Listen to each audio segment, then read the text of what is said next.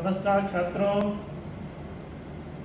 Class 6 का दूसरा part जो है, अभी पहले पार्ट के अंतर्गत आपने सीखा था कि संस्कृत के वर्ण कैसे हैं, उनका लिखावट क्या है, उनके रूप क्या है, उनके भेद क्या है।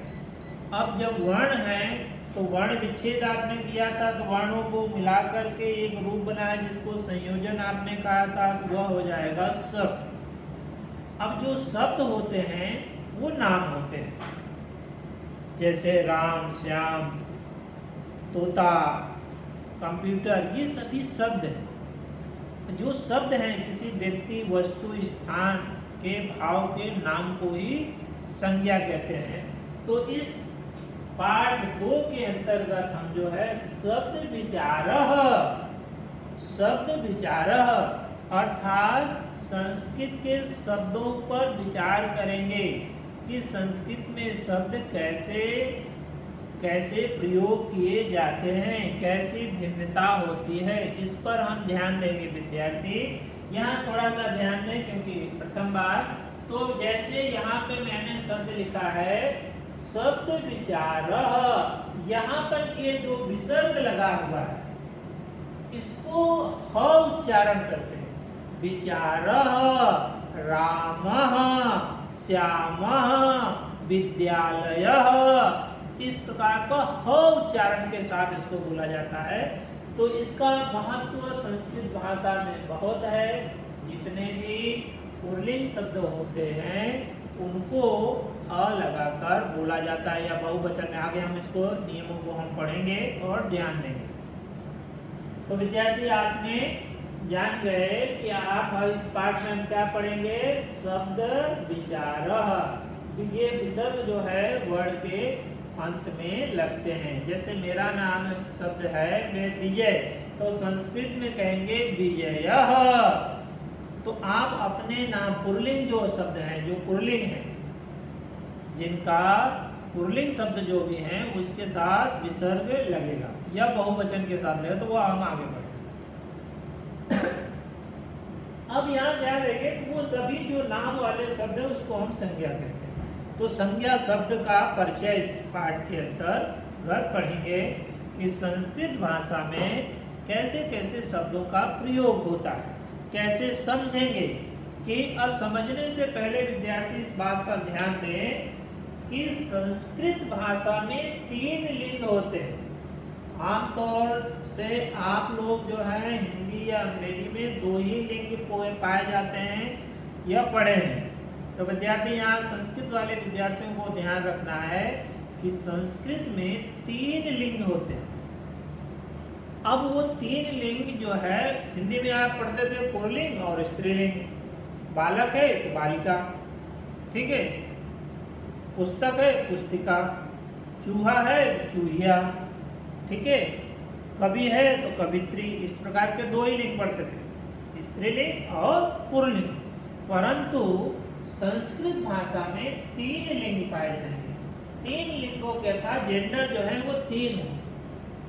पहला जो है पुल्लिंग, जो हिंदी में पाया जाता था संस्कृत में वैसे। दूसरा है स्त्रीलिंग, ये तो आप वो पढ़ चुके हैं, इससे आप परिचित हैं। परंतु तीसरा जो है वो है नपुंसक लिंग।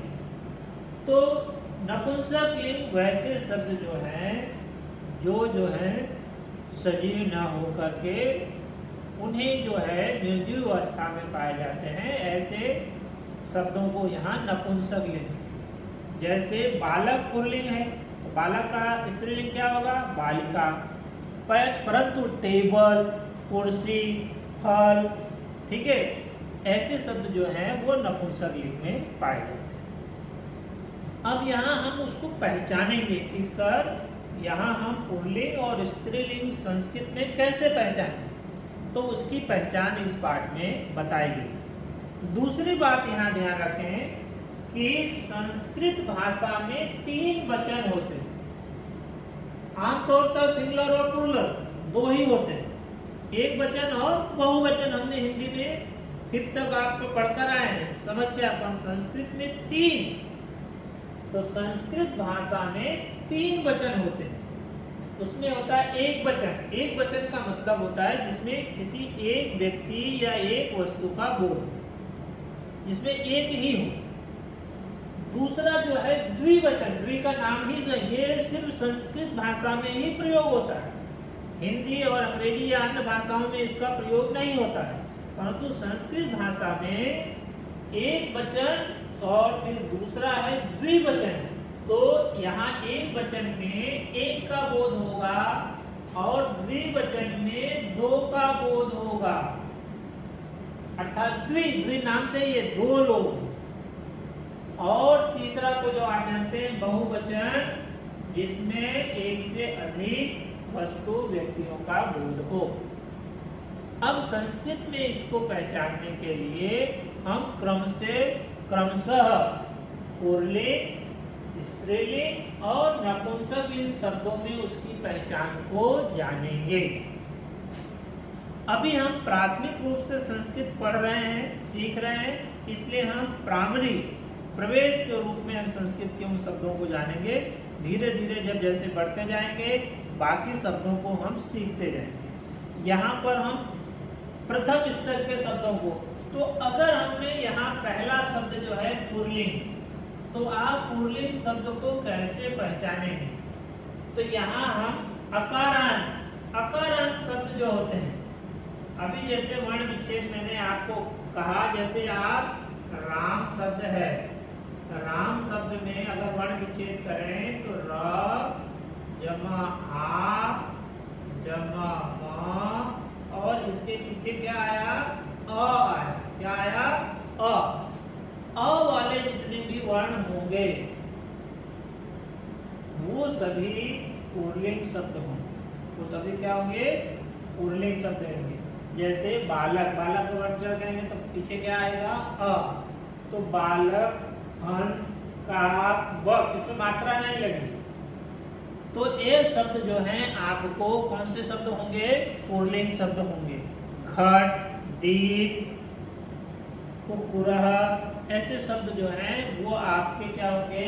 अकारांत शब्द जो है जिसके पीछे अ की मात्रा है, अंत, ऐसे शब्द अकारांत, उकारांत, इकारांत, ये आगे शब्द पढ़ते जाएंगे। अकारांत शब्दों को पढ़ेंगे। जैसे बालक का आप वर्गीकरण करेंगे तो इसमें क के बाद अ आएगा, तो ये अकारांत शब्द। अब अकारांत पुल्लिंग इस पाठ के अंदर ऐसे अलग भी होते हैं, साधु भी होता है, तो साधु में उकारांत शब्द है, परंतु हम उसको बाद में पढ़ेंगे। यहाँ हम सिर्फ संस्कृत भाषा के अकारांत शब्दों को पढ़ेंगे। यहाँ मैंने 4 उदाहरण दिए हैं। बालक, हंस, काक, बक। बालक को आप परिचित है, हंस से भी, हंस एक पक्षी है, काक का अर्थ होता कौवा और बक का अर्थ होता बगुला। तो यहाँ उस शब्द, अब शब्द कितने होते हैं? 1 2 3 4 शब्द। अब हम उसका जब वचन बदलेंगे, एक वचन, द्विवचन और बहुवचन बनाएंगे, तो एक वचन में बालक में क्या करना है? विसर्ग लगा देना है। तो शब्द हो जाएगा बालकः। क्या हो जाएगा? बालकः। अगर बालकः लिखा है, काकः लिखा है, कुकुरः लिखा है, दीपः लिखा है, गजः लिखा है, अश्वः लिखा है, तो सभी एक। जैसे कहें अश्वः एक घोड़ा, गजः एक हाथी, घटः एक घड़ा, बालकः एक बालक, हंसः एक हंस, काकः एक कौवा, बकः एक बगुला। अर्थात जिसमें इस प्रकार, ये यहाँ देखें पुल्लिंग शब्द है, तो संस्कृत में पुल्लिंग शब्द में विसर्ग आएगा बालकः, अर्थात एक बालक। अब द्विवचन बनाने के लिए इसमें औ की मात्रा जोड़ेंगे। औ की मात्रा, तो ये हो जाएगा बालकौ। क्या हो जाएगा? बालकौ। औ की विसर्ग हटाकर औ की मात्रा जोड़ेंगे तो 2 बालक हो जाएगा। बालक एक बालक, बालकौ 2 बालक, और ये हो जाएगा बालकाः। विसर्ग, ये आ की मात्रा लगाकर और विसर्ग लगाएं तो हो जाएगा बालकः, बालको, बालकाः। एक बालक, 2 बालक, सब बालक या अनेक बालक। उसी प्रकार हंस का अगर हम लिखे तो यह क्या हो जाएगा विद्यार्थी? हंस, अर्थात एक हंस। ये क्या हो जाएगा? यहाँ हो की मात्रा क्या हो जाएगा? हंसो।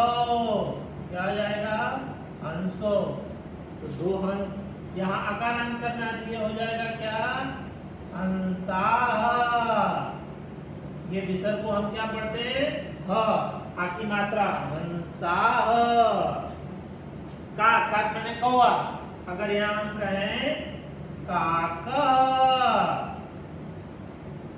द्विवचन बनाएंगे क्या हो जाएगा?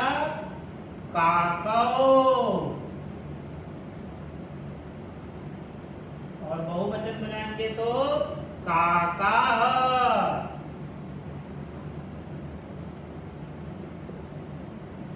एक कौवा, दो कौवा, बहुत कौवा। अब यहाँ बक है तो हो जाएगा बकह, बकाओ, बकाहा।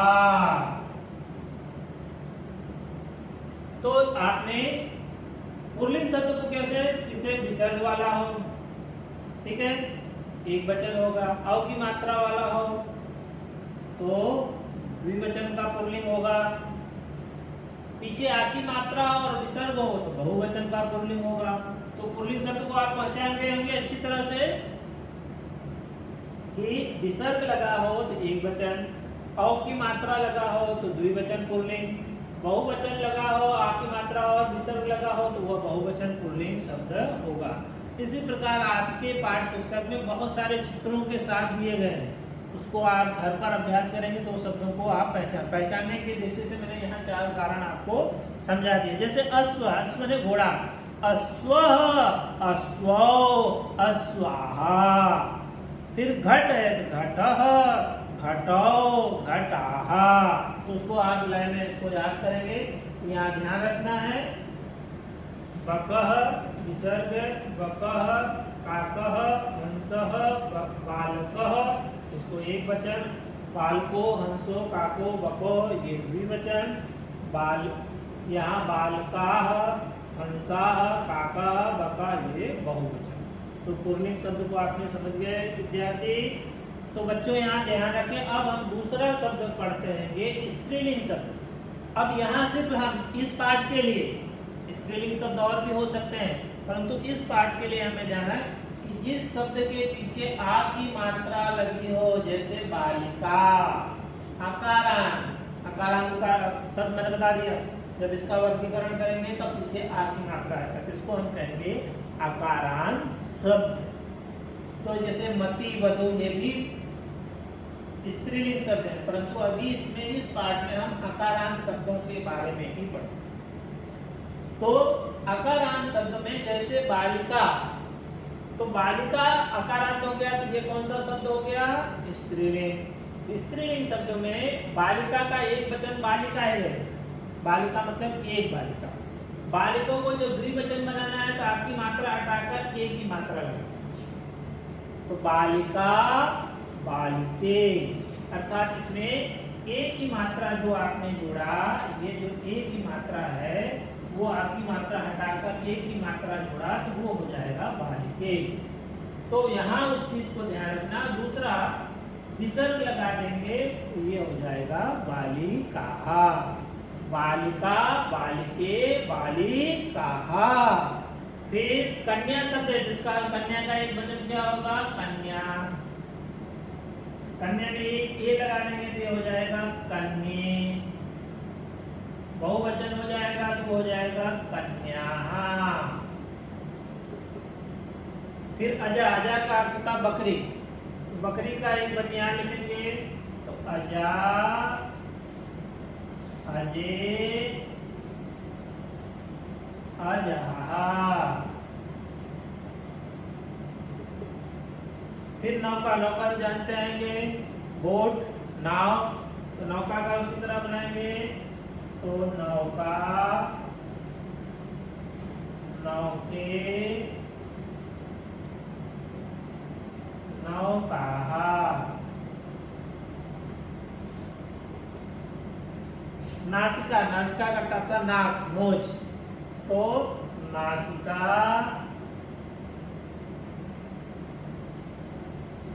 नासिके, नासिका।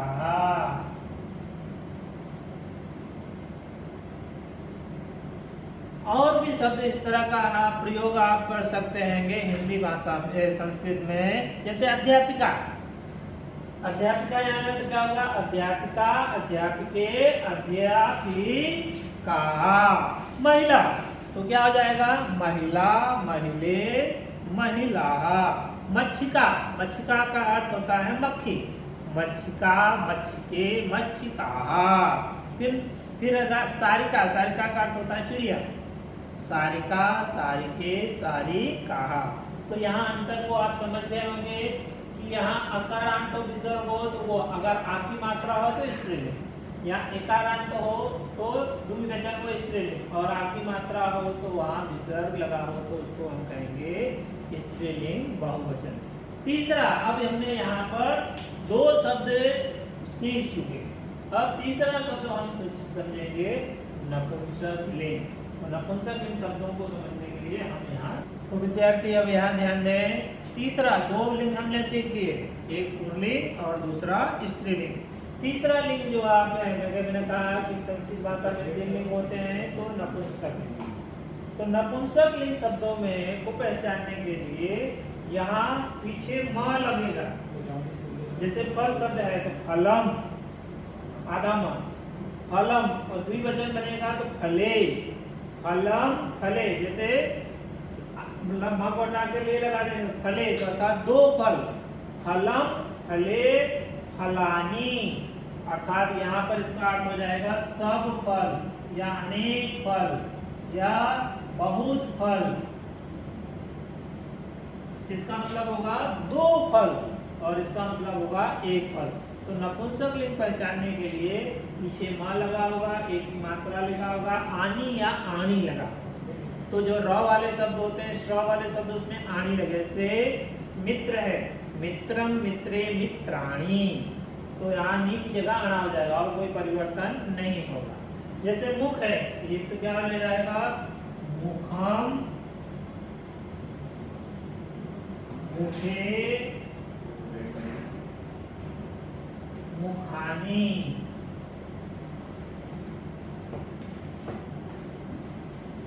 जल है तो म लगेगा, तो ये हो जाएगा जलम, जले, जलानी। तो म लगेगा, एक की मात्रा लगेगा और आनी या आनी जोड़ेंगे। फलम, फले, फलानी, 1 फल, 2 फल, अनेक फल। मुखम, मुखे, मुखानी, 1 मुख, 2 मुख, अनेक मुख। जलम, जले, जलानी, जल, 2 जल और बहुत सारा है। ठीक है। इसी प्रकार यहाँ नेत्र, नेत्र, 1 आंख है तो नेत्रम, दोनों आंखों को नेत्रे, और बहुत सारी आंखें हैं तो नेत्राणी। जैसे पुस्तक, पुस्तक तो कहेंगे पुस्तकम, पुस्तके, पुस्तकानी।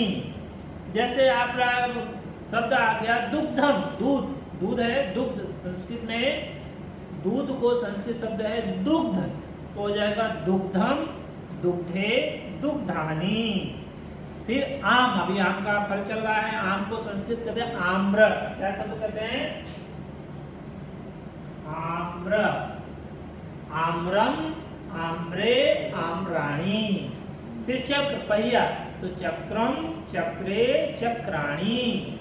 फिर स्वर्ण, सोना, तो स्वर्णम, स्वर्णे, स्वर्णानी। इस प्रकार के शब्द आपके पाठ्य पुस्तक में दिए गए हैं, इसको आप पढ़ें। वहां बताने का तात्पर्य इस पाठ में यह है कि संस्कृत भाषा में 3 लिंग है, तीनों लिंगों को शब्दों को आप कैसे पहचानेंगे। तो पुल्लिंग शब्दों में विसर्ग, अ की मात्रा, आ की मात्रा है, और स्त्रीलिंग में आ, ए और अठा आएगा, और नपुंसक लिंग शब्दों में म, ए की मात्रा और आदि शब्द आएगा। तो विद्यार्थी मित्रों या बच्चों, आपने संस्कृत शब्द परिचय में शब्दों की पहचान आपको हो गई। इस शब्द जो है 3 प्रकार से प्रयोग किए जाते हैं, एक पुल्लिंग का होता है, एक स्त्रीलिंग का होता है और एक नपुंसकलिंग।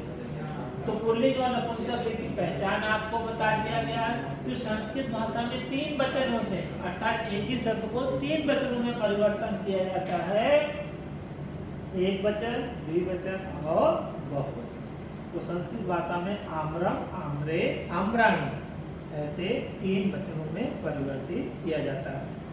तो आपने विद्यार्थी शब्द परिचय में इस पाठ में शब्दों की पहचान आप सीख चुके होंगे। धन्यवाद।